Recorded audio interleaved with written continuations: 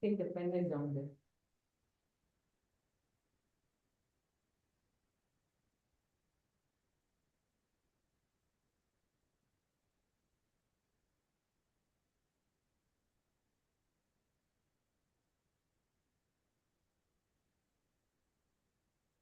Okay, we'll wait for another 2 minutes.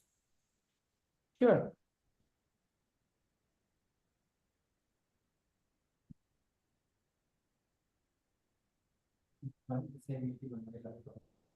Pardon? I'll join the same meeting on Wednesday. Oh, yeah.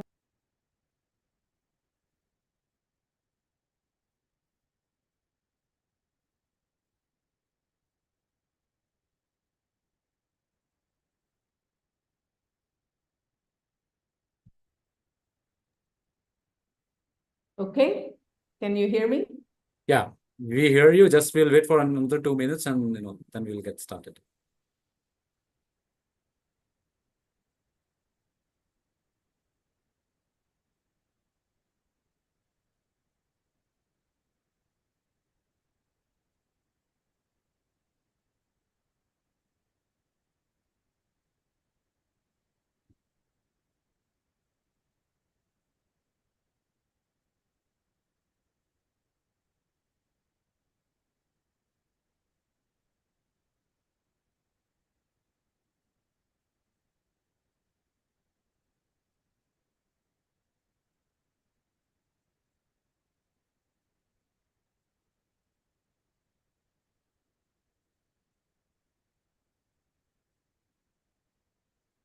In progress.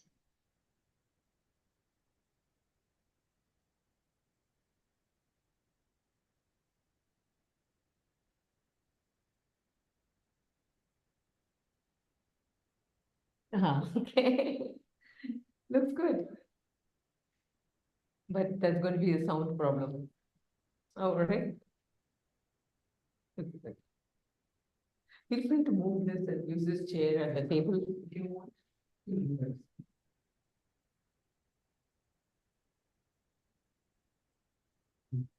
can put it in the corner. Yeah. All right.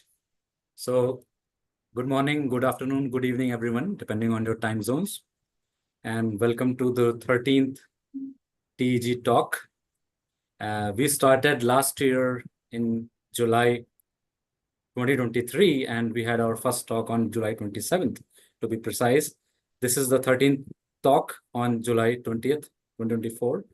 And as you all know, we try to keep a balance of what I call as practice, paper, and policy. We get people from academia, we get people from the corporate world, but also from the policy world.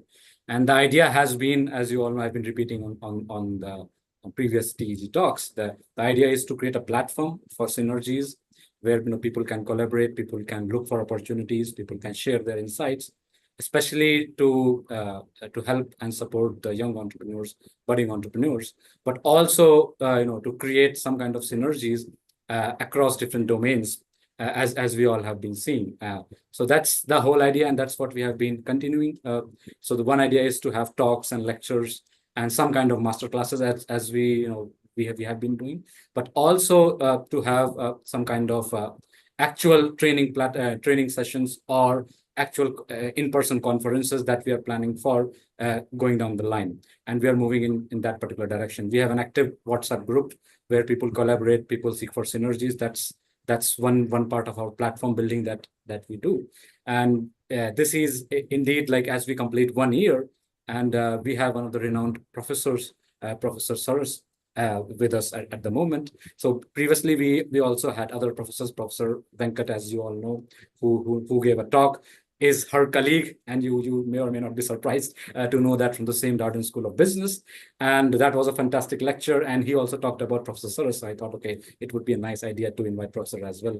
And at the moment, she is in India, so it's a little bit easier to have those synergies. So anyways, not taking much time, I will ask my colleague Sune to formally introduce Professor Saras, and then we can move forward. Yeah. Hello. Professor Saraswati is the Paul Hammaker Professor in Business Administration at the University of Virginia Darden School of Business and the Jamuna Raghavan Chair Professor in Entrepreneurship at the Indian Institute of Management, Bangalore. She also teaches doctoral programs in Europe, Asia, Latin America, and Africa. Saraswati is best known for her concept of effectuation, a theory of entrepreneurial action based on the study of expert entrepreneurs. Named for its contrast to causal thinking, a tenet of managerial decision making, effectual thinking or effectuation is means driven and eschews predictive thinking common in large companies. In 2022, the Swedish Entrepreneurship Forum and the Research Institute of Industrial Economics awarded her the highest recognition for research in the field of entrepreneurship. 2022 Global Award for Entrepreneurship Research. Saraswati came into academia after co-founding and running 5 ventures spanning 3 countries.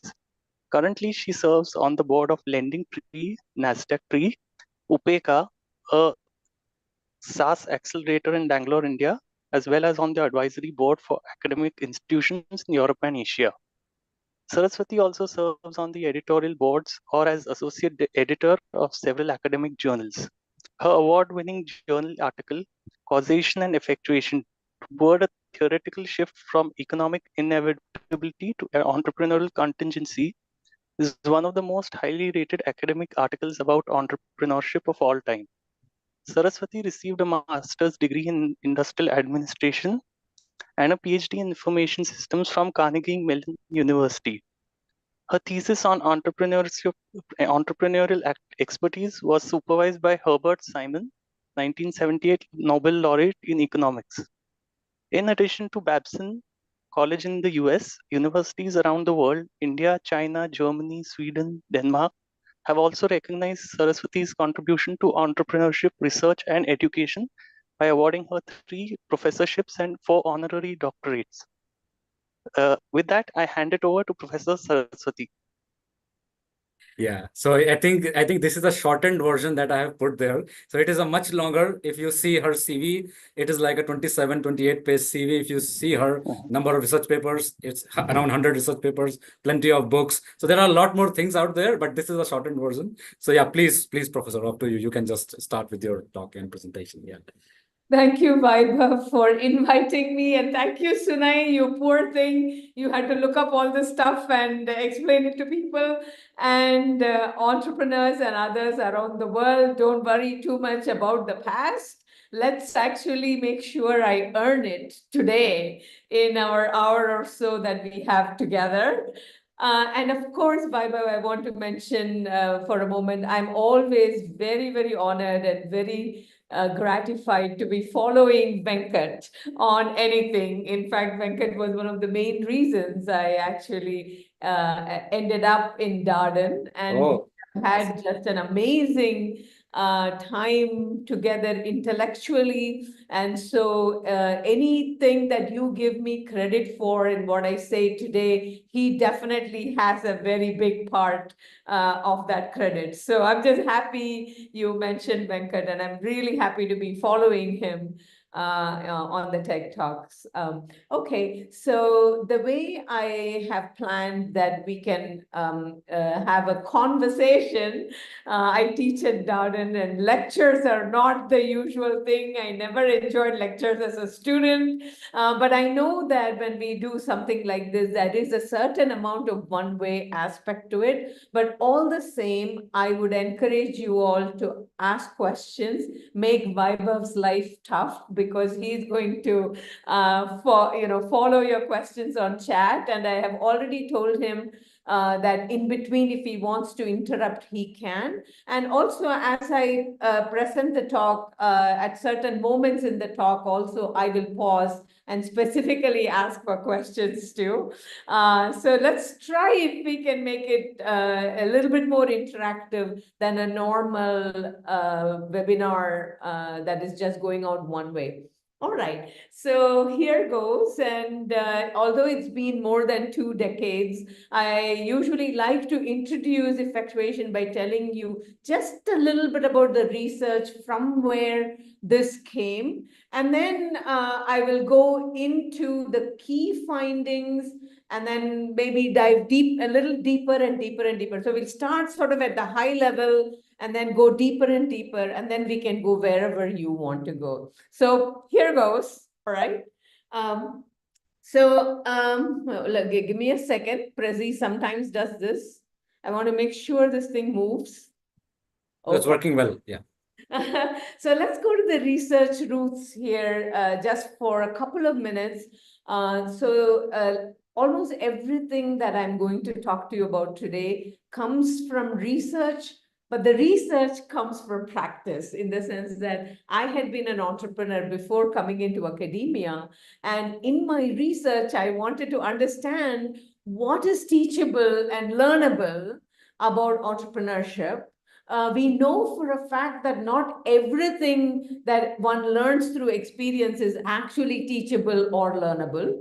More than that, even if there are things that are teachable and learnable, not everything can be taught and learned in a classroom. So with that in mind, there is still way more things that we can actually learn and teach than they used to in my time. So when Sunay mentioned my background, he said my PhD in information systems. There's a good reason for that, because there was no such thing as a PhD program in entrepreneurship when I came into academia, not even in the United States. So on the one hand, I was horrified, but on the other hand, the street smart entrepreneur in me was, thought, okay, this is an opportunity, right? So I decided to take my exams in information systems. But when I got to work with Herbert Simon, he was like, very, very supportive of the idea of doing what may be considered the first major dissertation that looked into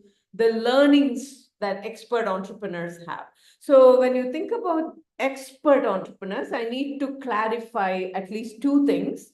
One is we are not talking only success. So we don't want to be sampling on success. So what we actually look for is expertise. And an expert entrepreneur has 10 to 15 years or longer full-time immersive experience starting and running multiple ventures. And they have been through every experience that entrepreneurship can offer, from failures to proven successes. And so one of the criterion was each of these entrepreneurs also had to have taken at least one company public. So when you look at this set of criteria, you can see not many people qualify. So there were only 245 people in the world who qualified. I wrote to all of them, and 45 people agreed to participate in the study. The second thing I want to tell you about expert entrepreneurs and the original study is that it's not just a series of interviews or case studies. It was truly a study based on cognitive science. And what I mean by that is cognitive science is the science of decision, science of thinking, learning, things like that. And at Carnegie Mellon University, Simon and his students and colleagues had invented a method called Think Aloud Verbal Protocols to study experts in a number of domains, starting with chess. And so, as you can guess, this was also the origin of artificial intelligence to some extent. Herbert Simon is celebrated as one of the founding fathers of artificial intelligence. So it was methods like this where you go and talk with experts, but you don't interview them. You actually make them do the things that they are expert in, and you ask them to talk continuously instead of just thinking. You're going to think aloud, so you're talking all the time. So if you're going to study chess grandmasters, for example, you would have them in two separate rooms as they play chess, and each one, while they're making the next move, they're asked to talk continuously so that the researcher can look into their heads, as it were, to find out what kind of information do they look for first? What kind of information do they ignore? What is the first thing they do? What's the second thing they do? How? So you can actually literally diagram out how they think. And that's the method that I used with the expert entrepreneurs. I created a 17-page problem set of 10 typical decisions that all of you if you're starting companies, go through in some ways. But remember, These are entrepreneurs, these expert entrepreneurs. They've built companies in every industry you can imagine, right? But I'm going to them with the exact same 17-page problem set consisting of a lot of messy information from which they have to make marketing decisions, finance decisions, hiring decisions, every decision that you can imagine. So I'm in a way forcing them all to work with the same data and make exactly the same decisions. And that is how we got something that was actually comparable, that we could take to peer-reviewed journals. And so when I talk about research roots, I mean there is like actual research here. And that was just the first study. And since then, over the last 2 decades and more, there's been a lot of follow-on work, not only by myself and my collaborators, but literally hundreds of researchers around the world. There are about 700 articles in total and 100 in top journals. And then we have also, once this thing, we found its feet and we said, okay, maybe there is something here. We also had to develop teaching materials, and the teaching materials didn't exist. So we collected hundreds of case studies from around the world as part of that. So this is just my background on the research and where this information is coming from. And now let's start diving into the findings. As I said, we'll start very broad and then get narrower and narrower and deeper and deeper. So here we go. I'm not quite sure why this is giving me trouble here, but give me a second. Okay, so those of you who are technologists around there, you guys have, I hold you responsible as to why my laptop is creating some troubles for me. Fix that, will you? All right, okay, so let's ask, what are expert entrepreneurs expert in? So initially we think they're, of course, they're expert in starting companies and running companies and starting successful companies. And so they must be good at a bunch of toolboxes, right? They know how to do marketing, how to raise money, or how to do strategy and hiring and all of those kinds of things. And true, they are good at that. We also think that they're good at certain toolboxes, but it turns out when you actually go look very deeply like this in a research study, expert entrepreneurs are actually experts. Okay, I'm having trouble here. Okay, they're experts in making decisions under uncertainty. Now, what do I mean by uncertainty? It's actually a multi-dimensional, dynamic uncertainty. So imagine a situation, a problem space, where the future is not only unknown, but it's unknowable. And your own goals are ambiguous. It's not clear what you should be shooting for. On top of that, the information is isotropic, which means that all kinds of information come at you and you don't know what's relevant and what's not relevant. A lot of people think that uncertainty means you don't have enough information. Whereas entrepreneurs live in a world where the opposite problem is there. Because the future is unknowable, any and all information may be relevant, right? And we live in a world in which we drown in information. And so if as an entrepreneur, you go and talk to a bunch of people, different people are going to tell you different things. Customers are going to say, here's something I want, here's something I hate, and some other customer is going to say something else. And then the investor is going to say a third thing. And then if you talk to a more experienced entrepreneur, they will say 4, 5, and 6 different things. And so you get confused as to what you should and shouldn't do. So that is the idea of isotropic information. And there is too much information and you don't know what's relevant. So when all of these 3 things are going on, how do you think? How do you decide? How do you act? And that is actually the idea, the framework behind effectual thinking, effectual action, effectual decision making. So now let's actually look at the key finding. So as you can imagine, again, at the high level, as a PhD student, I'm going around collecting this data from all these people who have enormous amounts of experience. And I start thinking, what is like going on? And for a while, it's not clear what's going on. And any of you who have undertaken any research know that that is one of the phases of research when you feel like overwhelmed, even though you have designed the study very well. And so it was not very clear what was going on until I started seeing one very strong pattern. And that is these expert entrepreneurs, whenever presented with any predictive data, they would ignore it or they would actively say something nasty about it. They will say things like, I hate market research. It has never worked for me, stuff like that. These financial projections. Sure, you do these projections for the sake of investors, but God forbid you start believing your own projections, So things like that. So they were explicitly, but also in a more indirect ways. Every time there was predictive information, they would diss prediction, right? So that gave me the idea that there was something going on here, which is almost like an inversion of everything that we teach in an MBA program. Because in an MBA program, we're always teaching people how to predict better.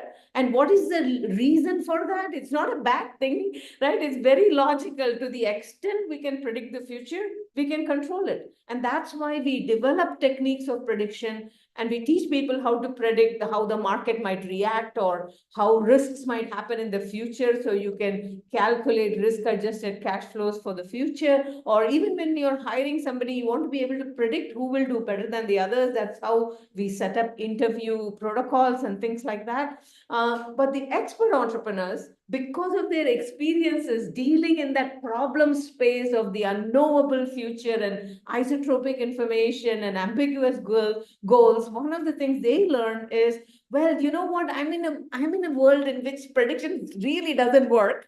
So why am I trying so hard to predict? I'm just not going to predict at all. Instead, I'll go directly to the root, right? Why am I predicting normally? In order to control it. So let me just reverse it. So now I am just going to think about control as a strategy, right? To the extent that we can control the future, we don't need to predict it. I know this sounds very provocative and interesting and maybe even philosophical. And so you ask the question, how do you control a future that you cannot predict? That seems profound and idiotic at the same time. So I'm going to give you the high level answer from the research, and then we'll start diving deeper into it. The high level answer is that you turn control into a strategy. What does that mean? It means that you're always dividing the world into things that you can control and things you cannot control. So work with what is already within your control, and then you co-create the future. You're going to shape it, you're going to influence it, but you're not doing it alone. You're going to work with stakeholders, but these are stakeholders who self-select into the process. So to the extent that you work with things within your control and people who want to work with you, together you can shape and influence the future. So it's more like sculpting with clay rather than going out and predicting where the big opportunities are and then placing a bet on it.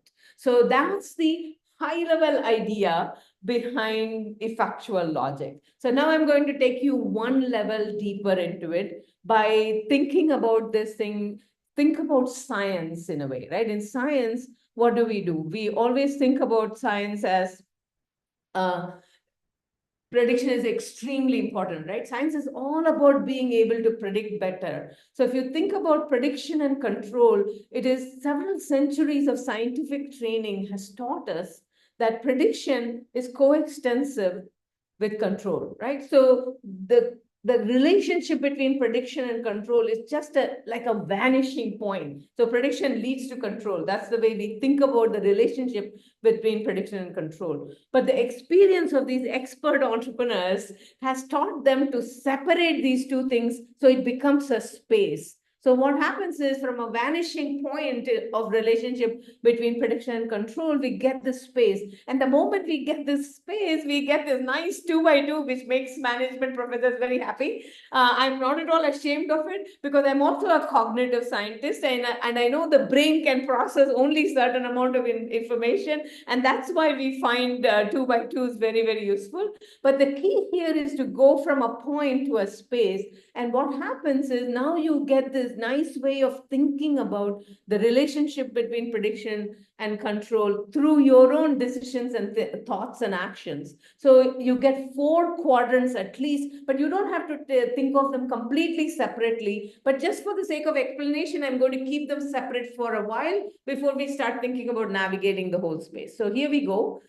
This is everybody's dream. They look at this and say, oh, I can see what is around the corner. I can see the future, and I'm going to go out and make it happen. And a lot of people think that that is a great entrepreneur, right? The visionary entrepreneur. But you can also go the other way. For those of you in technology, you know that visionary thing doesn't really work most of the time. So you got to be nimble and agile and adaptive. So low in prediction and low in control is also a set of toolkits, a set of strategies that you need to have. And the other two I have mentioned already, which is the idea of causal, which is high in prediction and low in control. This is what we do a lot of work in and we teach in MBA program. But these expert entrepreneurs are in the lower right-hand quadrant, which is low in prediction and high in control. So this framework, we are going to come back a couple of times. So when we look at this particular framework, the next thing I'm going to do is I'm going to start honing in on the same framework, thinking in terms of action rather than just strategy. So let's take a look at that here. So it's the same 2x2 and the same 4 quadrants here, but now simply think about actions you take as an entrepreneur. If you're just starting out, or maybe you build a company to some extent. In fact, a lot of research since the original research, we have even looked at people inside larger companies and even beyond business altogether. But still for our talk today, I'll just keep it to entrepreneurship for a while and say, let's just start with, I don't know what to do. And we have 4 quadrants that tells you the kinds of things that you can do. So let's start here with the adaptive quadrant, low in prediction, low in control. A lot of novice entrepreneurs are in that early mindset, and they are always trying to learn. They ask for help and information and advice, and then customer interviews, and then they are ready to change, and they have to pivot. They have to be nimble, and they have to be quick to respond to anything that they learn or any changes that come at them.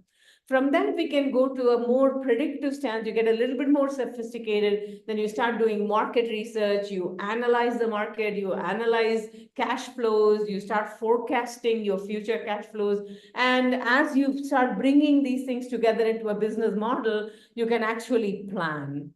And then, of course, you get to go out and pitch whatever it is that got you started on this path, your idea. You can follow your passion. You pitch to people. You're trying to convince people in a visionary way. You want to get people to follow you, to invest with you. You're persuading, you're persisting, all those kinds of actions.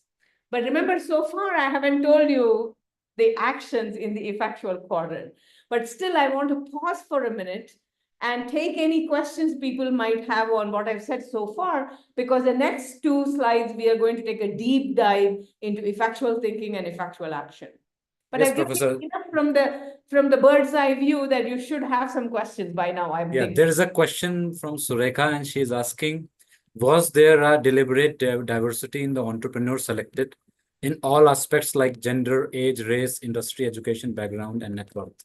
That is our Yeah, question. good luck with that, Suleika. It is a good question. It's an excellent question. But at the time this study was done, remember this study was done in 97, 98, and we are looking for people with 15 years or longer, full-time, immersive experience, starting multiple ventures, and taken at least one company public. So how diverse do you think that population would be? So those were the criteria. So we did not use diversity as a criterion per se. So very, very non-diverse would be my answer to your question. There were a few women and there were people from multiple countries, but that's about the extent of the diversity that was there in the original population. Not just the sample, but the population of entrepreneurs to begin with. However, the good news is since then, studies have been done around the world with multiple samples, family businesses, international businesses, refugee camps, I mean, you name it. And also, we have been teaching around the world. For example, a colleague of mine in Brazil converted a lot of the research into what she calls language neutral. So you can teach poor illiterate people, and a huge majority of those poor illiterate people were women. These were in rural parts of Brazil, not necessarily in Rio and Sao Paulo.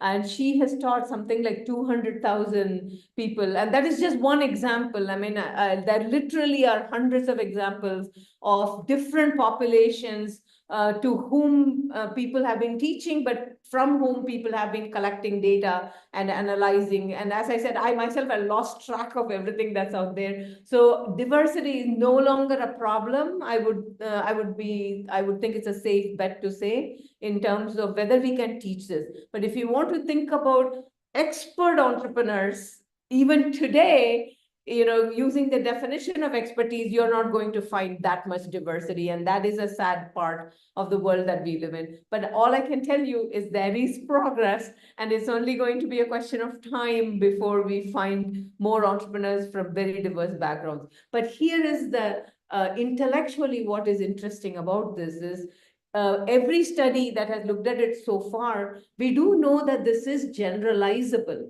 across countries and cultures and populations, but also across history. So people have done studies, they have shown how Picasso and Braque used effectual thinking and effectual action to build cubism, for example. So it seems to be a very general theory, but you can also see why it is a general theory. So right here in the 2x2, right, prediction and control are some of the most generalizable dimensions you can think of for human beings, right? All of us live in this prediction control space, not only entrepreneurs. So prediction and control frames the way we interact with each other and with the universe. So and that is one of the reasons it's very generalizable. And then one last word on diversity, the companies that these expert entrepreneurs had built, they were a lot more diverse, if you will, and covered every kind of population, every kind of market you can imagine. So to that extent, so I want to give you the full idea of diversity. And the short answer is no. The original study, there was not that much diversity. But thereafter, we have worked very hard, and there's a lot of studies looking across many different populations, and also a lot of educational programs teaching a wide variety of populations. All right. Okay, so there is another question from Ajay, and he's asking, how did you propose these findings to become predictive as opposite from discovery from a sample of case studies? Sorry, could you repeat the question a little slower? How did you propose these findings to become predictive as opposite from discovery from a sample of case studies? Well, I'm not quite sure what that means, but I'm going to interpret your question to mean that having started with a small number of expert entrepreneurs, how can you claim that this predicts the behavior of a lot of entrepreneurs, right? That may be the way, that's what the question means. So, but remember that it's actually not a small number, because given the definition of expertise, there were only 245 people in the world. That was the entire population. And I wrote to all of them. So the sample was actually a representative sample of that population. So it was not just a random set of case studies. That's not what the study was. But then having studied the experts, and this is normal. Imagine, suppose you're studying chess and you want to write a program that plays chess. You're going to go talk to chess. You're going to do this cognitive study of chess grandmasters. And there are not that many chess grandmasters in the world. But when you study these chess grandmasters, what do? You first study the chess grandmasters, then you compare them with people who are not experts. We call them novices, right? So then you look at novice chess players, and now you see the differences, and then now you can go teach novices to improve their skills. That's what we really do. We don't predict the behavior of other entrepreneurs. We learn from the expert entrepreneurs, and then we teach people in other groups. And in deciding what to teach them, we do these comparison studies. So you can take expert entrepreneurs and you compare them with novice entrepreneurs, with students, with expert corporate managers who have no entrepreneurial experience, with family business owners. So that's what you're doing. But the expert study remains the expert study. And everything else is a comparison with the experts. And then whatever differences you find, you use to develop things that you can teach people so people can learn. So we are not trying to predict people's behavior. We are actually trying to educate people so that the difference between the experts and others can be reduced as much as it can inside a classroom. I hope that answers the question.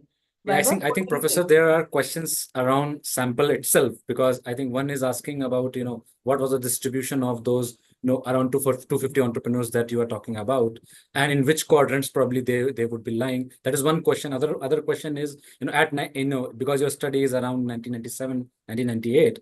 So did this sample had more people from manufacturing and service industries, because it's like pre-IT, .com kind of stuff. So that's there are questions around sample basically. This might be a very young person. 1997, 98 was not pre-IT.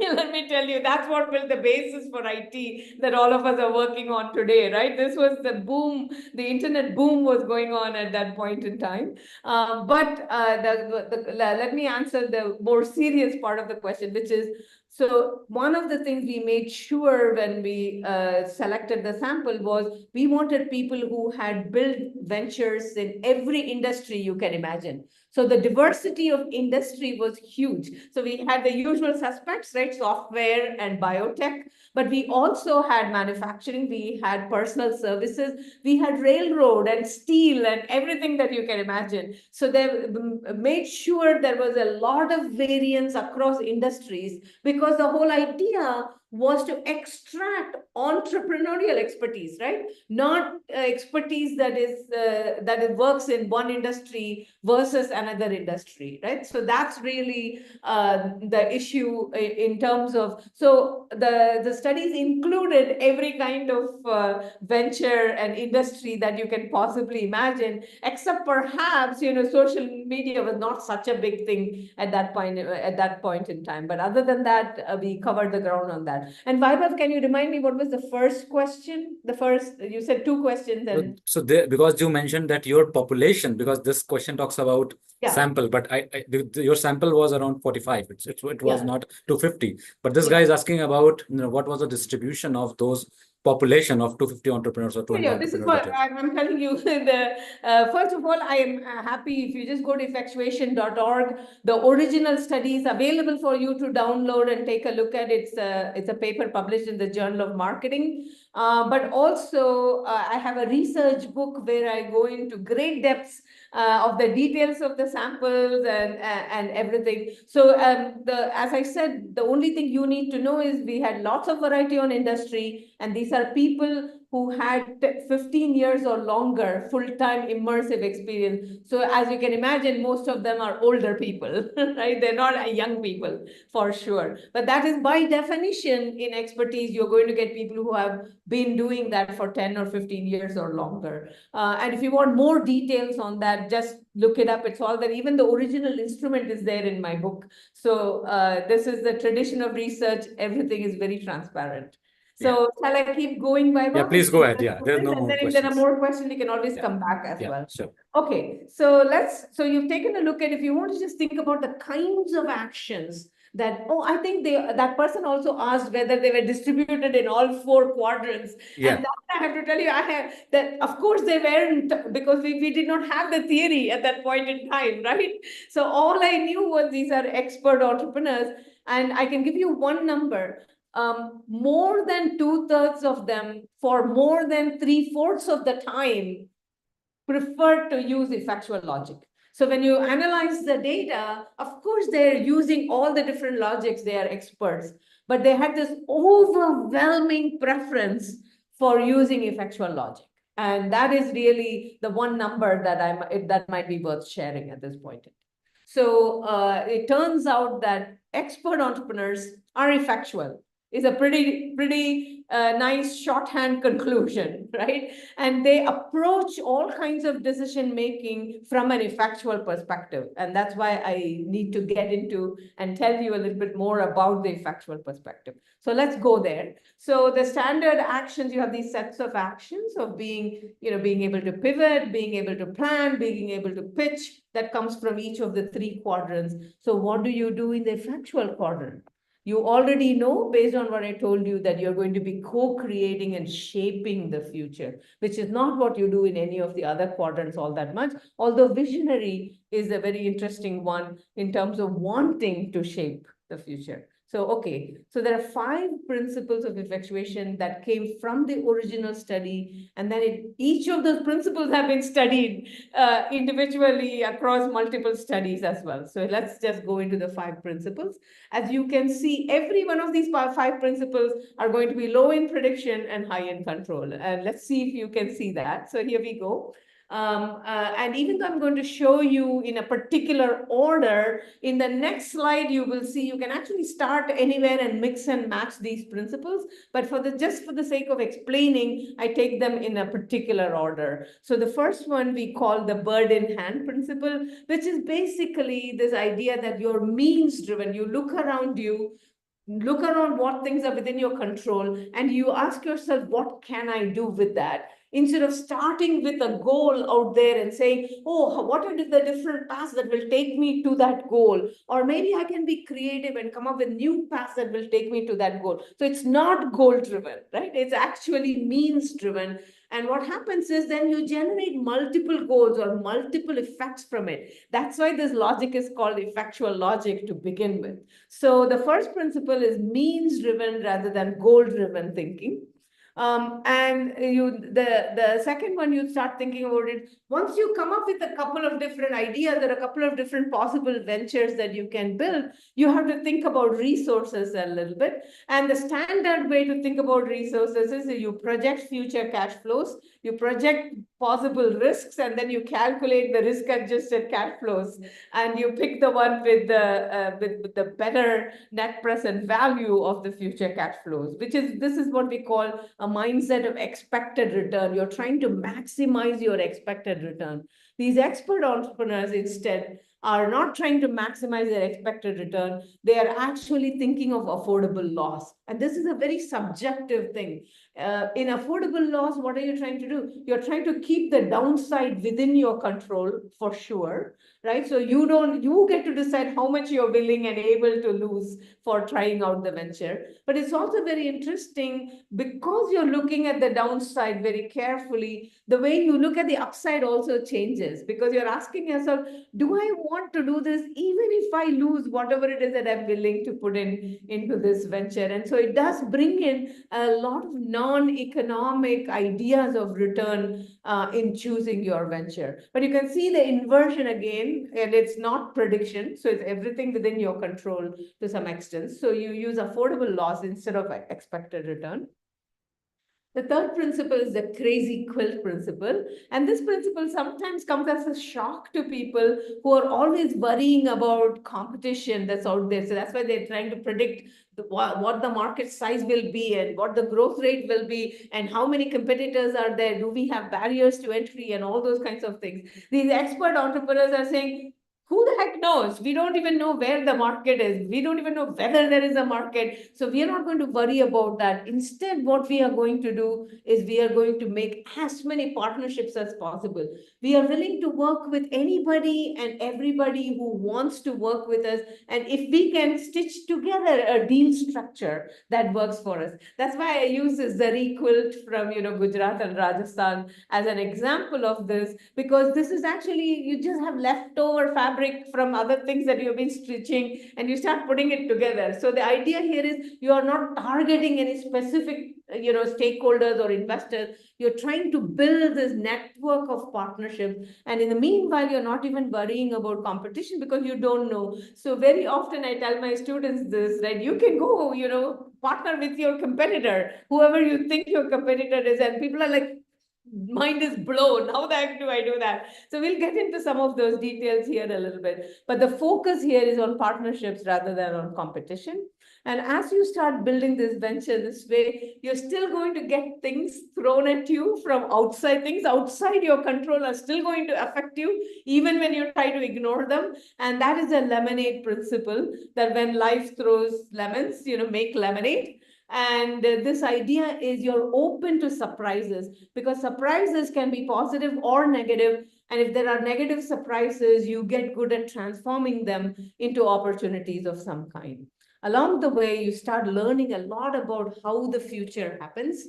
And you start realizing that the future is not some kind of territory that is out there, and it's not some kind of, Russian roulette where you are picking a number and placing a bet. It's actually something that human beings make. We shape through our decisions, through our action, through our partnerships, through our commitments. We actually make the future. So this is a very co-creational, very artifactual, let's make the world kind of attitude to all the problems that come your way in starting and running a company.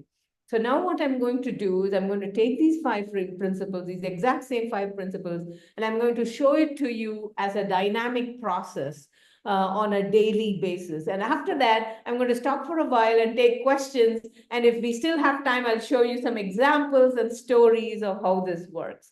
So one way you want to think about it is, and let me give you a starter of an example that in every talk I ever give, I give this example, and people for some reason absolutely love it. And this example is just start in your kitchen, right? If you want to understand these principles, you can start in your kitchen and think about how do you cook.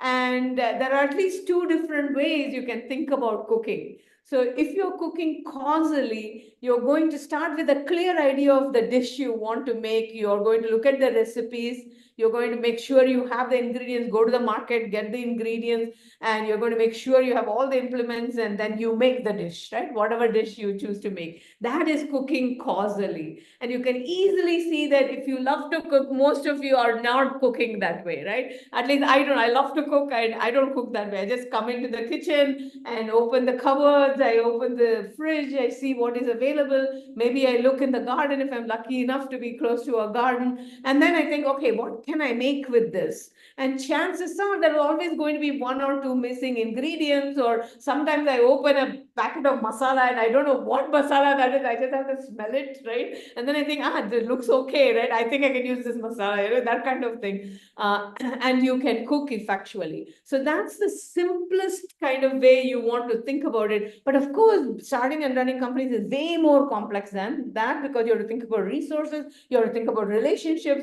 you have to think about, the ball that comes through the window, breaking your window into the kitchen, that you have to think about all of those things. So, but for the moment, I'm just going to give you with the simplest example of the cooking. And in the next slide, we will complexify that example a little bit, and then maybe even start understanding how this can become a venture in some ways. So let's take a look at the next thing, the effectual process. So it's the same 5 principles, but now I'm going to put it into motion, right?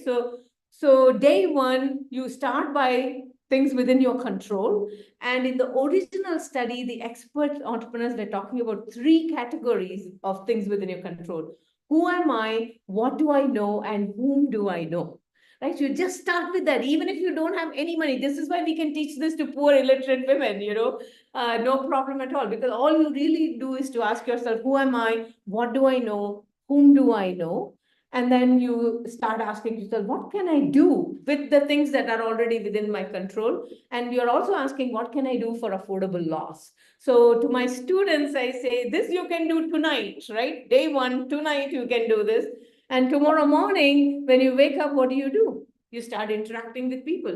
You're going to start talking to people. And every entrepreneurship course, every entrepreneurship toolbox is going to teach you that you have to go talk to customers, you have to do customer interviews, whether you're doing design thinking or lean startup or whatever. But in effectuation, there is something very different here, that when you're talking to people, you're sure you're asking for information and advice and feedback and all of those kinds of things, but you're always asking for more than that. You're asking people to make actual commitments into your venture. So every conversation, and you can talk to anybody and everybody. You don't even have to target any particular stakeholders on day 2. You're talking to people who you can talk to. If you want to target somebody, you can target somebody, but you don't have to. You just talk to anybody and everybody, and every conversation is about getting them to put what in the US we call skin in the game, right? So they have to make some actual commitments. And this is one of the hardest things both to learn and to teach. And if you have questions, we'll talk a little bit more about that. But the idea here is you're always looking for actual commitments. And the moment somebody makes a commitment, what do you get? Now you get new means, and that sets up this expanding cycle of resources. Immediately, it becomes about who we are and what we know and whom we know. So that it becomes this expansion of resources, even if it may or may not involve big money. Every commitment sort of expands your resources, the co-created resources. But if you are talking to people who actually have something important to offer and they care about the venture and they want to come on board, they are not going to be just attracted by your idea per se, right? They will have their own vision, their own ideas about your ideas. And so they will also be suggesting changes in your goals, changes in the way you are doing things. And that sets up like this converging cycle. So it becomes about what can we do? And the moment we make a commitment, now we are committed to doing that, right? So there is a certain amount of convergence that begins to happen in this process. Both the expanding cycle and the contracting, courses of action, the commitments that we have made, they both keep on happening over time. And along the way, of course, from the world outside, lemons get thrown at us that actually impacts your burden hand and impacts your affordable loss at any given point in time. That also changes it. And as it changes, you interact with people again and you get more commitments. You interact with people who are already your stakeholders, but also other people who might want to come in now that this thing has happened, good or bad.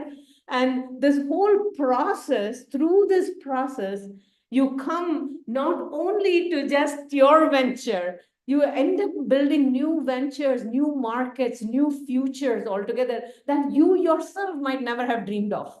And that is why it's like super non-predictive, right? Not only are you not using predictive information, you end up building something that neither you nor your stakeholders might actually have foreseen ahead of time. And so when you look at this particular process, just go back to the cooking example for a minute. So now if you start cooking and you realize you don't have a couple of ingredients, you can either adapt, right? And you start making something, or you can say, hey, I have this other ingredient which would never normally go into this recipe. So let me throw that in there. And or you might say somebody, let me ask my neighbor, do they have that ingredients? You start asking your neighbor, or your guests come in and they bring you something else altogether, and you say, okay, I can do that. And so the issue really is people coming in and out, and you're going out and to talking to a neighbor or whatever else is going on. All of that can go into your cooking process in an interesting way. But in the process, as you build it, chances are going to be very high that you end up cooking something that you may or may not have thought. It may not even look like what you set out to cook. So it becomes very important for us to think, are we just saying this is just some messy process by which anything and everything goes?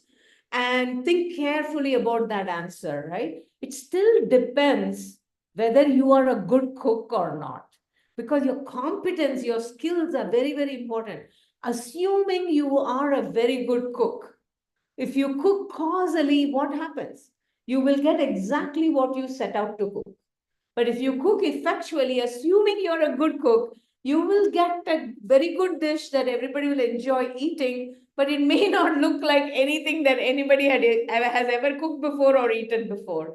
There's a small probability of that happening, but there is a very good probability there will be some innovation in the process. So the idea here in terms of performance is that if success happens, then the success is likely to be more innovative, varying degrees of innovation, but innovation is much more likely even if nobody intended to be innovative in the process. The process is inherently innovative. And then if you have innovative people coming in and building innovative things, of course, you can get very, very innovative outcomes. But the idea here is even if you're building something very mundane, the chances are you will end up with something innovative. But it's also interesting to look at the other side. What if you failed, for example? So again, go back to the cooking example. Let's say something happens, some distraction outside the window, and you run out. And by the time you come back, everything got burned, right? Even if you're a very good cook, that can happen to you because some emergency happened. But the idea is if you were cooking causally, chances are the cost of your failure is going to be higher because you took a certain amount of time, went out to buy particular ingredients and implements, and you're trying to make exactly whatever the thing that you're setting out to make. Whereas in the effectual case, you just use things that were already available. And especially you're investing no more than you can afford to lose. And so in this process, when you start looking at it, on the upside, the probability of innovation is higher, and on the downside, the costs of failure are lower because nobody loses more than they can afford to lose. And so now you can see why expert entrepreneurs are really strong about thinking effectually about these things, because under uncertainty, this not only makes a lot of sense, that pushes you into action very quickly. So you're not waiting to find all the data and the money and everything in order to start. You can literally start tomorrow morning, right? So it's very quick to market in some ways. It is very systematic. It is teachable and learnable, but most importantly, it has these two benefits, both on the upside and on the downside. And so expert entrepreneurs become just, real fans of this logic, and they begin using it in a variety of different ways throughout their careers, not only in startups. So let me stop here for a minute, and I've got a couple of video clips from actual entrepreneurs that I can show you if you want to. But before we go into that, I would love to take some more questions. I think, Vaibhav, we are doing great on time. I see it's 9:27. So we have a half an hour for questions, and then we can just end, 20 minutes at least for questions, and then we can end the last 5 minutes or so where they can listen directly from the entrepreneurs. By this time, they probably are tired listening to my voice. So Yeah, so there are a couple of questions. So one question which was asked previously, but I was waiting to take it in the end, which is, are studies being done now reinforcing the findings, or is there a shift? So yeah, so either you could take this question in the end once you have done. No. As I said, Yeah. there are ongoing studies. Every week I get a paper. I've lost track actually. As I mentioned, there are 700 studies in the last 25 years, at least. I think the last count was 755, something like that. And we particularly track the ones in top tier journals.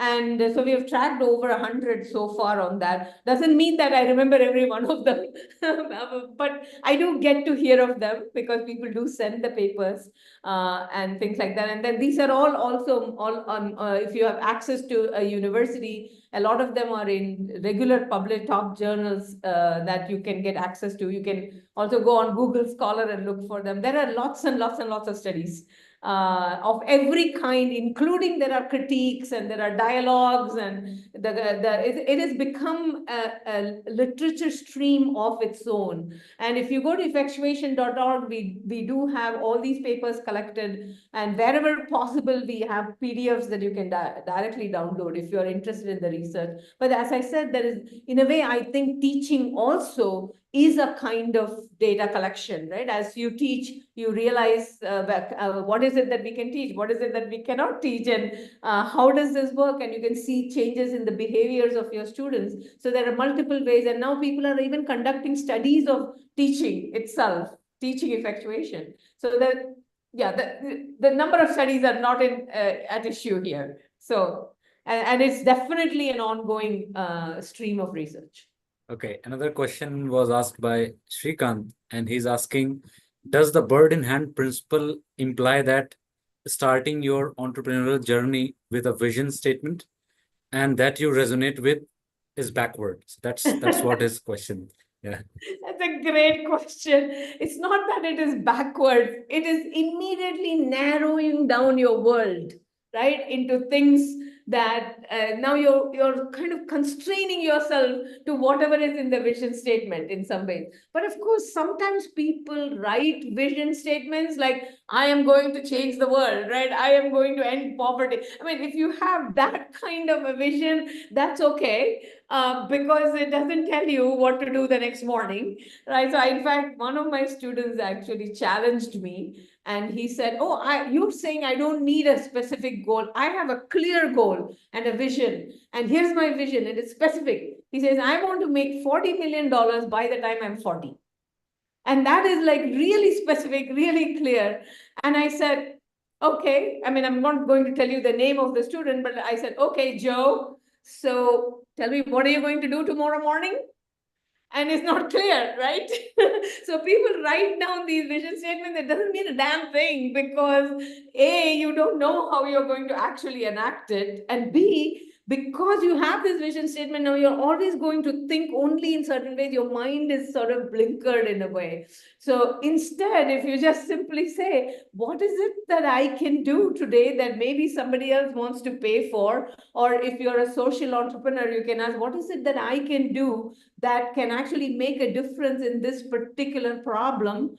And then day two, you start interacting with other people, right? Look at people who are already doing something in that space and say, how can I partner with you? Look at people who have the problem and say, how can I partner with you? So look, if you want to look at how Mohammed Yunus built Grameen Bank, that is a classic story of an amazing solution to poverty, which on the one hand, Grameen Foundation started out non-profit, but they are lending money, and the way they are getting rid of poverty is making a lot of women into entrepreneurs who are actually making profit in a way. So they almost redefined the relationship between profit and social benefit. And that's why Yunus talks about social business. So if you look at that story, it's a fabulous story. He's just an economist doing research in Bangladesh.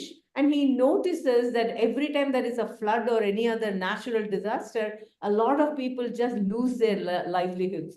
And then he asks themselves, how much money does it take to restart that livelihood, like a little brick kiln business or something? And the first time he noticed that was something like about $40 or $25 or something like that, he could help 40 businesses get restarted. Like you and me, he had the money, so he decided to lend it to them. And he wasn't even thinking lending, he was just giving the money away to them. But after a year or so, they come back and return the money and they bring him gifts. And then he realizes, why the heck aren't we doing this? Why aren't banks lending? And then you start thinking about that. And then I can go into the story in great detail, the people he meets and how it becomes a foundation and how the foundation then becomes a bank. And all of that, if you look at the stories, every aspect of it you will see is very effectual. It's not somewhere along the line, did somebody write a vision statement? Sure, right? But the vision itself is co-created, right? It comes about by your action and interaction with people and people's reaction. And then eventually you're shaping the venture. But as you're shaping the venture, you're also shaping the vision. So yes, in that sense, if you just start with a vision statement, it's probably backward, but it's not a bad idea to write down your vision or think that through. Usually it's not very helpful in immediately telling you what you can do. So here's what I would suggest. If you are actually inspired by writing down a vision statement, write it down, but then ask yourself, who am I? What do I know? Whom do I know? And what can I do with things already within my control? And more importantly, how do I work with other people who might have a different vision as well, right? So they are not necessarily going to buy into my vision. Don't stop them because they're knocking on the door and they want to work with you. Don't stop them because their vision is different from yours. And that's where you want to take a look here, that you have to be flexible in your goals as well. So you can still have a big umbrella vision, but how you're implementing the vision on the day-to-day basis can be reshaped by other people who are coming on board. And that is when you get out of your narrow constraints of your vision statement, and it becomes a vision in which a lot of other people have emotional ownership because they get to shape that vision a little bit. So do not underestimate the power of what you can do if you're actually flexible in the way you actually think about your vision statement. All right. All right, there's another question from Kim. When and where does the North Star, which is purpose, vision, etc., show up in this system of thinking? Lovely question. And I mentioned Venkat, my colleague. The other love of my life, the other colleague I should mention is Ed Freeman, who is a business ethics professor at Darden, and he has written a lot about things like purpose and authenticity and things like that. So, and also Medtronic has been a company that we have studied, and the founder is one of the most effectual entrepreneurs you can find if you look at the history of the founder of Medtronic. And the CEO of Medtronic wrote a book, right? North Star, Bill George, everybody reads that book. And even the concept of North Star, people come from that book. I don't know whether you read the book and that's where you got it from. But let's talk about it. Day one, right? Who am I?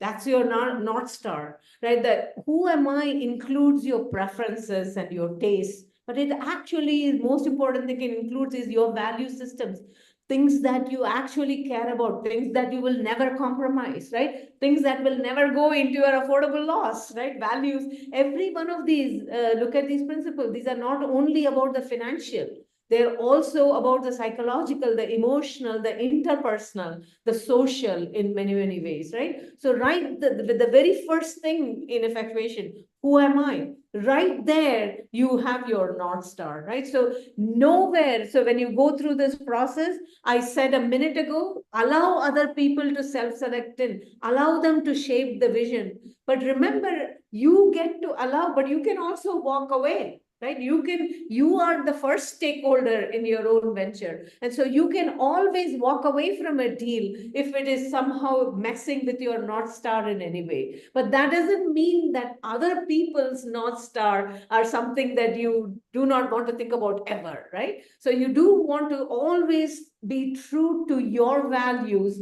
but you want to be open to being persuaded by others. You want to be open to persuade others in such a way that the things that are not affordable loss for you, you're not going to risk, including your most important values. All right, there's another question from Satyanarayan. And the question is, does effectuation supports self-regulation and whether it precedes planning? Excellent questions.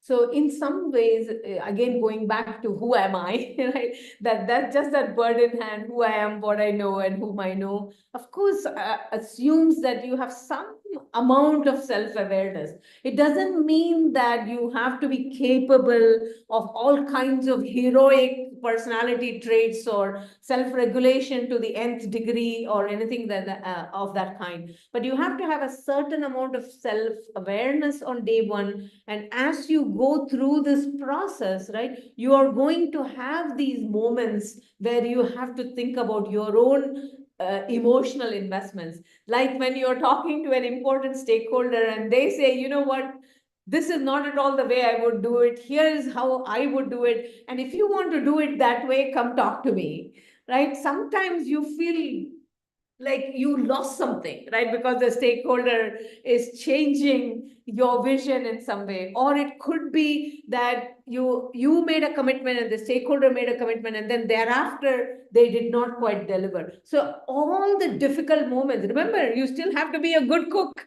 So all the difficult moments of leadership and all the difficult moments of dealing with the outside world and the contingencies that happen, you're trying to deliver product and something goes wrong. All of those things are always going to happen. So a certain amount of ability to regulate your own emotional responses and also being able to come up with some techniques, right? Think about the lemonade when life throws lemons at you, right? You have to, there are moments I tell people, and I've been through these moments myself as an entrepreneur, there are moments when you have to like sit in the middle of chaos and become the Buddha for 5 minutes, right? And that is the kind of regulation that the experience demands of you sometimes. So all of those things you still have to be, you're not exempt. But the interesting thing is you're not exempt if you're following the causal process either, right? So no matter whatever process you follow, if you're doing a lot of prediction and planning and doing all of that, still there are going to be moments where self-regulation becomes an important thing. Now, the second half of your question, does if the effectual process actually sort of in some ways precede planning? So that is too simplistic a way. Yes and no. Right. So, for example, maybe when I say who I am a person who likes to plan things and predict things and do what happens then, right? So the issue here is not to think about effectual and causal as some kind of sequence in this. Instead, you want to think about it that these are toolboxes. You can start anywhere and move anywhere and mix and match depending on the situation. That's the way you really want. In some cases, right, you don't have enough time to predict anything or plan anything, and you can be factual, right? And if you had the chance, maybe you would have planned. There are other cases you're doing this effectually. You have come to a commitment moment, and you have a commitment. It's a big commitment from a big stakeholder, and you have to deliver on a couple of milestones. And now that it has become 100% predictable, then you should be planning. Right? So what you want to think about it is not which one follows which or which one precedes which. You want to say what are the circumstances within which you're taking action. And if those circumstances fall into the effectual quadrant where being low in prediction and high in control is better, you want to do that. But if you're in a quadrant where a lot of things are actually predictable, then no problem if you use planning. So you want to go back to the 2x2. You want to think about the circumstance, and different circumstances call for different strategies, rather than just think about it as a staged process where at one moment you're effectual and then you're causal and then you're adaptive. You can't do it that way. This is not a stage model in that sense. It is a way of thinking about different situations. So when you are with the stakeholder, how do you get to the stakeholder? How do you start the deal structure? Can be, very effectual. But the moment the deal is actually made, it can get causal. And as you start implementing it, life throws some surprise at you. And then you have to bring in the lemonade principle. And so you have to be effectual again, and so all of that can happen. The good thing, Professor, is that I didn't hear anyone talking about idea is key, because when Professor Venkat was mentioning his talk, everyone was saying, idea is the most important thing. And then by the time his talk ended, people actually understood that, okay, idea is just a small portion of the larger story. There is a lot more in entrepreneurship other than idea. And here, it's good that, nobody is still asking, that kind of question. I'm very thankful to Venkat, and I'm very thankful to you to have called them first, because I just sometimes in the middle of a talk, somebody asks a question and I'll say, oh, ideas are dime a dozen. Nobody, anybody can get an idea. There's not, so I don't have to make any of that cases anymore. Yeah. But let me give you one little thing from research. If you think idea is important, pick 3 of the companies that for whatever reason inspire you, or 3 social ventures that inspire you, and go look very carefully at the early stage 0 to 60 mile per hour history of that company. And I bet you 9 out of 10 times, probably 99 out of 100, you will find that the idea they started with was like really mundane. It was not the idea that they ended up building. So you'll probably see that all the time. So you can test this for yourself. How important is idea? I do know one group of people who think that ideas are very important, and they are called venture capitalists. And my answer to you on that one is ignore them, because they do not fund many companies. And I can walk you through the data if you want. In the United States, where there are 500,000 employer firms that get started every year, less than 1,000 will get any VC funding. And then once you get VC funding, your failure rate is 9 out of 10. And if you don't get VC funding, your failure rate is 50-50. So I say ignore, but they think ideas are very, very important and IP is very important. But most actual entrepreneurs, I mean, just think about this. 70% of companies that go public get no venture capital funding. In fact, they get no formal funding whatsoever. So think carefully, where are they getting their funding from? Where did Bill Gates get money? Where did Microsoft get funding from? They didn't go venture capital. IBM funded them. Look at that stakeholder commitment. A customer funded them. So if you think about some of the most successful companies, customers and vendors will fund them. Richard Branson, when he started Virgin Atlantic, Boeing funded them. Like they let him have planes on lease. And so if you make these relationships, B2B relationships with people, or even with just high net worth individuals, but primarily customers and suppliers, that is how a lot of great companies get created. And then you don't have the problem of making a bunch of projections and then raising the money and then trying to deliver on projections, which never happens. Whereas if your customer is funding you, the sale is already made, right? Sales is not a milestone here, right? The customer is funding you literally. Plus, you don't owe them anything. You're not giving them equity. You don't, have to pay them back with interest. Nothing of that kind. So you really want to think very carefully about things like ideas, things like funding, all the hype that you hear in media. Really, you need to rethink. Go back to the stories of companies and don't go only to TechCrunch or Crunchbase, by the way. Go to the actual company website.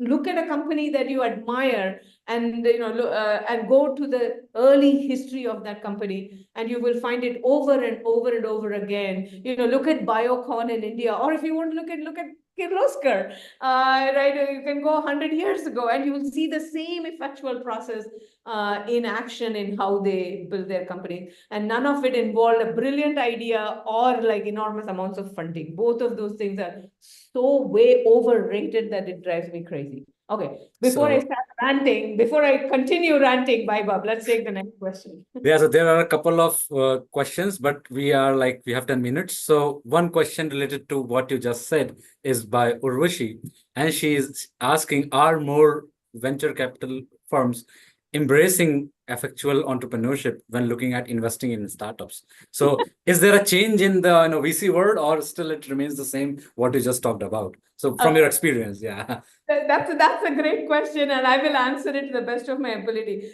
Are there some venture capitalists out there thinking effectually? Probably, I don't know. Do some of them actually reach out to me and have my colleagues and I worked with some of them? Answer is yes.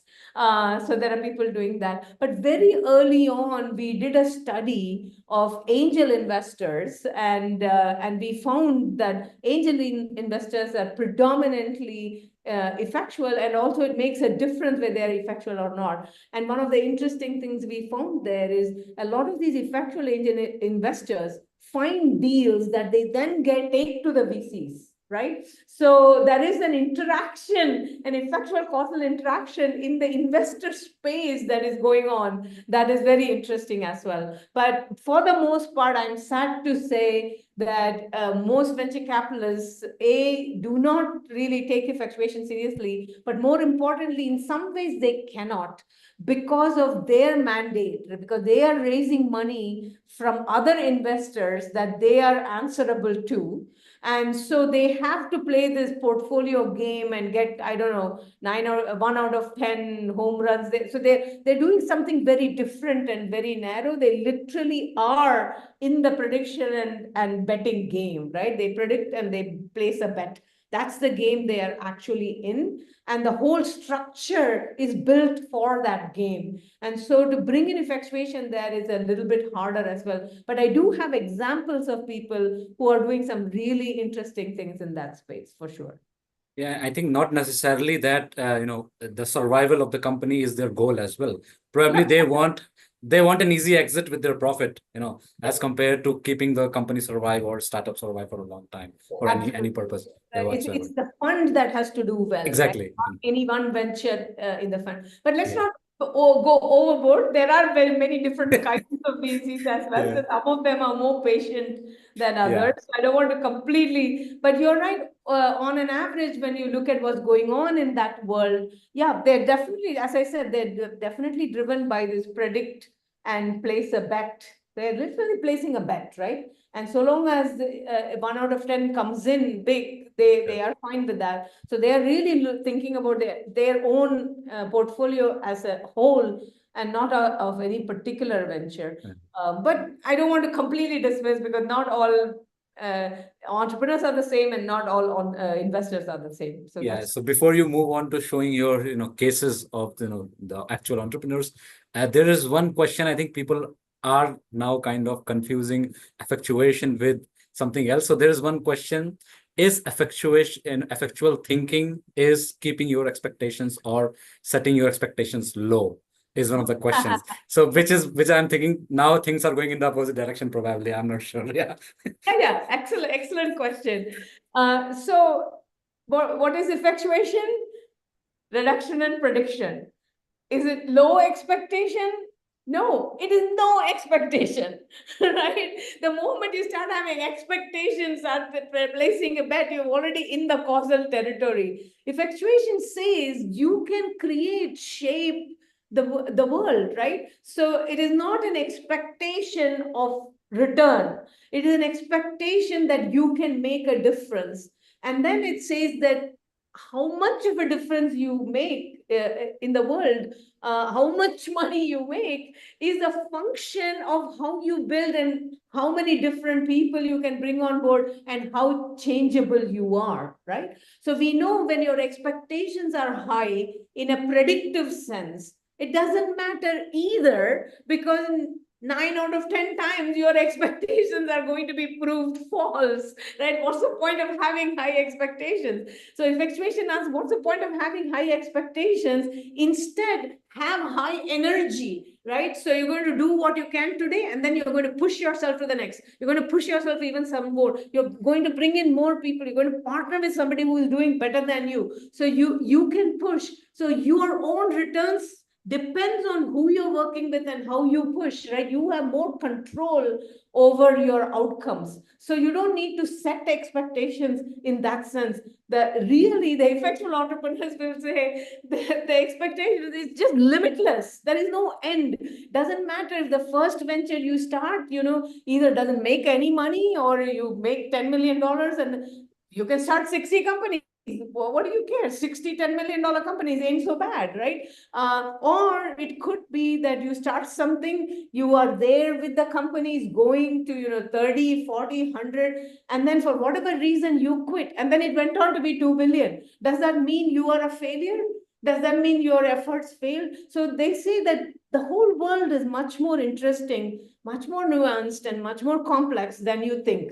So all this setting expectation business is a kind of a fantasy game that you're playing, right? If you really want to just place a bet, one of the expert entrepreneurs actually told me, if you want to place a bet, go to Vegas. I am not a risk taker, right? Most entrepreneurs will tell you they are not risk takers. They are not in the game of placing bets. They're in this game of getting up in the morning and shaping and working with people. They're almost like artists with a certain amount of political and street smart chutzpah, right? That's what they are. They are doing that. And along the way, something wonderful happens. At that moment, you would need to really push this possibility further. But it's up to you how far you push it. So, Professor, 5 minutes are remaining. Would you like to take more questions or finish it off with the videos of the I entrepreneurs? always love more questions, but Okay. I'm going to leave it to your judgment if you want me to show a couple of video clips, if you would like that. It's up to me, up to you. Yeah, probably maybe you go ahead and maybe we can end up the talk with that. Maybe 1 or 2 videos. Yeah. Okay, all right. So allow me, I will actually get out of this presentation altogether. And I thought I had this open, but maybe not.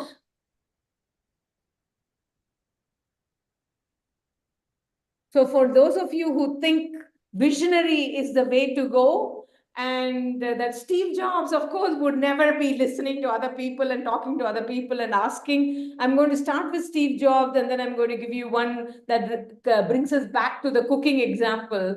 But this time you'll be hearing from. So the first one is Steve Jobs talking about failure, talking about asking in particular. Okay, so let me play that for you. And Vaibhav, keep an eye on and tell me if you can actually hear. This is actually a YouTube video, so you guys Sure. should be able to find it anyway. So here we go.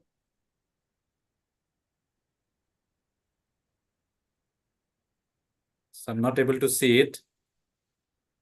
That is strange.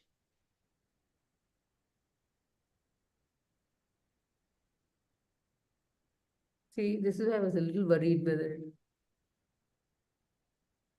it played when we did the rehearsal earlier. Yeah. No, probably this is an indication that we finished it off with, one or two questions more. All right. Yeah. I'm game to do that. Yeah, no issues, no issues. Yeah. Okay. So I think if it's a just maybe people can take this as a screenshot and search for their videos and have a look at it. So Okay. yeah, because it's already, as you mentioned, is already on the YouTube, so it And shouldn't be a problem. I will send the link to the whole Prezi, Yeah, and yeah. they can look at. I have Yeah. 4 or 5 different little clips that they can Yeah, take. that would be great, Professor. Thanks. Yeah. So yeah, next question is that, so do you have any advice on how to overcome the unfamiliarity barrier when you approach potential collaborators? Because this is what, effectual entrepreneurship is about. Yeah. This is why the Steve Jobs clip would have been perfect for that, because he actually talks about how do you call people and ask so when you think about the first thing you want to do is not to think about it as the unfamiliarity barrier, right? Get that out of your mind. Imagine very simple thing. You're getting on a train or you're on a plane and somebody's sitting next to you. Are you the kind of person who will never talk to the person sitting next to you? If you are, then you need to worry a little bit, right? If you're the kind of person you will never talk to the person sitting next to you, then maybe you are such a serious introvert that you don't like talking to people. In which case, my advice to you would be go find a co-founder, right? Who is a little bit more gregarious, a little bit more outgoing, and they will do the talking for you. So find one person that you're familiar with who has that other characteristic, and they can now go and talk to people. So that's one solution. But most of us are not introverts in that sense, right? We are human beings. We very naturally pick up a conversation with people. And so the whole idea here is you're not going and talking to somebody and setting up a meeting and shaking hands and say, hey, give me $2 million, right? We're not asking you to do that kind of thing. The effectual entrepreneurs are saying, just get into conversation with people.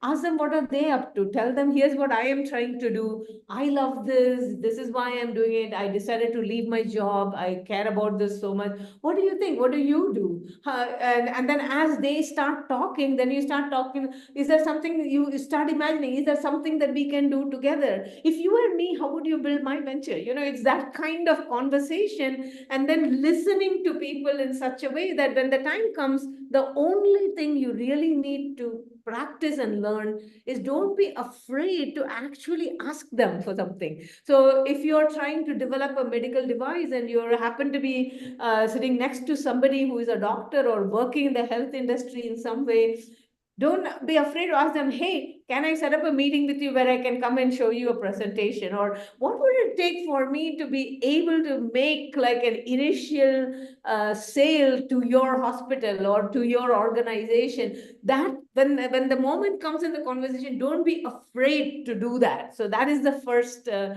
the first level is, if you're very much an introvert, get a co-founder. Second level is, you are going to do normal conversation, but in the back of your head, you're going to build your ask muscle, is what I say. That when the time comes, don't be afraid to make a big ask of somebody. They may not say, yeah, come on over, I'll give you a purchase order. But they'll say, oh, okay, why don't you, give me your card, or here's my card, give me a call and I'll set up. And then you say, what I really need is, can you find some person in your organization who is actually the decision maker, and can you get me 15 minutes with them? So then you can refine your ask. It's not a one-time deal. It's not like a pitch competition, right? So that's the second level you want to know. And then you have the third level where you are deliberately targeting a high stakes stakeholder, right? Maybe an investor, maybe a huge customer, maybe a big supplier. So there you want to think about, how do I get over the unfamiliar barrier? Most importantly, find a more familiar champion inside the company, right? So you know what, you're not the first person directly going and talking. There is somebody that you knew who introduced you to somebody through whom you went. Make sure that you have somebody who is also a champion for you. And very often the people who will be your champions are your first customers. So if you already have some customers, bring the customer along or ask the customer to find that other big stakeholder and set up the meeting with you. Don't be afraid to ask your current stakeholders, your current customers, your current suppliers, even sometimes your current employees. So the unfamiliarity goes away because you're not going directly. And the final thing is, if you are indeed going directly, once again, don't worry about being over prepared. Do your homework the way you can, go in there, and then be open to the fact that you might not know all the answers. And if they ask you a question, tell them frankly, you know what? I never thought of that. Can you give me a little bit of time? I'll come back to you. Or always make it about them. Ask them, how would you do it? I don't know the answer to that question. What would be your advice in connection with that question? So that kind of authentic interaction, and always know you are trying to build a relationship. It is not just a yes or no question on a check or a purchase order or something like that. You're trying to build a relationship. So it's okay if the first meeting does everything that you are going to get second, third, fourth shots. I have a close colleague who is also a serial entrepreneur, but who started out as my student as well. And he gives examples of people with whom he reached out and talked to them, and they literally rejected him, or like, what the heck, who the heck are you, So not very positive at all, with whom he went back later and made a deal. And in some cases, really high potential stakeholder, where later on they want to make a deal and he had to say no.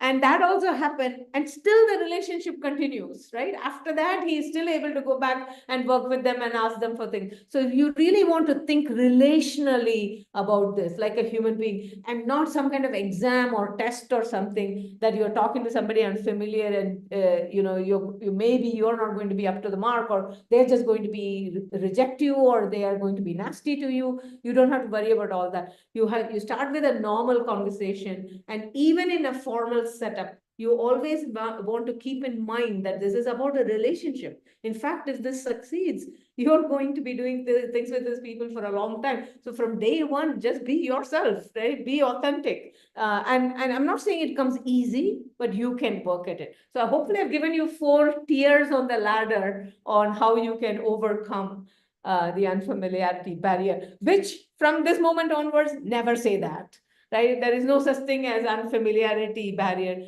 There's just people trying to do things. Some people you know well today, some people you don't know as well today. You're getting to know them. You are going to get to know them well tomorrow. So don't worry about that. Okay, Professor, thanks a lot. I think we have taken 3 minutes more of your time. So I am not sure if you have realized it's already 10 p.m. Yes. And yeah, I think we can go on. And usually to academicians, I give 1.5 hours for the talk. Still, it's less because, if you have given a theory which the world is following, there's a lot to talk about it. That's how it is. Usually for the practitioners or from the people from the policy world, 1 hour is kind of enough.